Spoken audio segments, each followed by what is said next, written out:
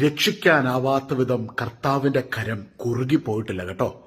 കേൾക്കുവാൻ പറ്റാത്ത രീതിയിൽ അവിടുത്തെ കാതുകൾക്ക് മാന്ദ്യം സംഭവിച്ചിട്ടുമില്ല.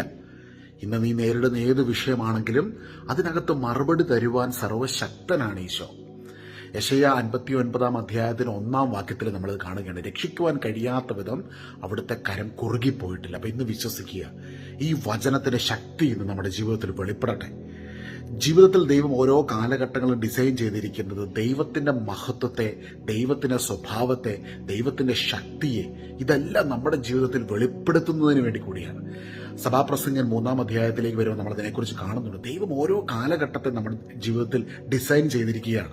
ചിലപ്പോൾ നിങ്ങൾക്ക് തോന്നുന്നുണ്ടായിരിക്കും ഇപ്പോൾ കടന്നുപോയിക്കൊണ്ടിരിക്കുന്ന കാലഘട്ടം കുറെ ടഫാണ്. എന്നാൽ ഈശോയുടെ വചനത്തിന് ഏത് സമയത്തും ഏത് കാലഘട്ടത്തിലും നമ്മുടെ ജീവിതത്തിൽ മാറ്റങ്ങൾ വരുത്തുവാനും അനുഗ്രഹങ്ങൾ നൽകുവാനും ഉയർച്ച നൽകുവാനും സാഹചര്യങ്ങളെല്ലാം പ്രതികൂലങ്ങളെ അനുകൂലമാക്കുവാനുമുള്ള ശക്തി ദൈവത്തിന്റെ ആത്മാവിൽ എഴുതപ്പെട്ട ദൈവത്തിന്റെ വചനത്തിനുണ്ട്. ഇന്ന് വിശ്വസിക്കുക, യെശയ്യാ 59:1 വചനം നമ്മുടെ ജീവിതത്തിൽ അത്ഭുതങ്ങളെ ക്രിയേറ്റ് ചെയ്യുമാറാകട്ടെ.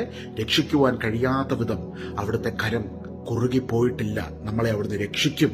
വിശ്വാസത്തിന്റെ അപ്പസ്തോലനായ പൗലോസ്ലീഹ ഇപ്രകാരം പറയുന്നുണ്ട്, 2 കൊരിന്തോസ് 1:8, ദൈവം ഞങ്ങളെ വലിയ ആപത്തിൽ നിന്ന് രക്ഷിച്ചു, തുടർന്നും രക്ഷിക്കുമെന്ന് ഞങ്ങൾ അവരിൽ പ്രത്യാശിക്കുകയും ചെയ്യുന്നു. നല്ലൊരു ദിവസം ആശംസിക്കുന്നു. പരസ്പരം പ്രാർത്ഥിക്കാം.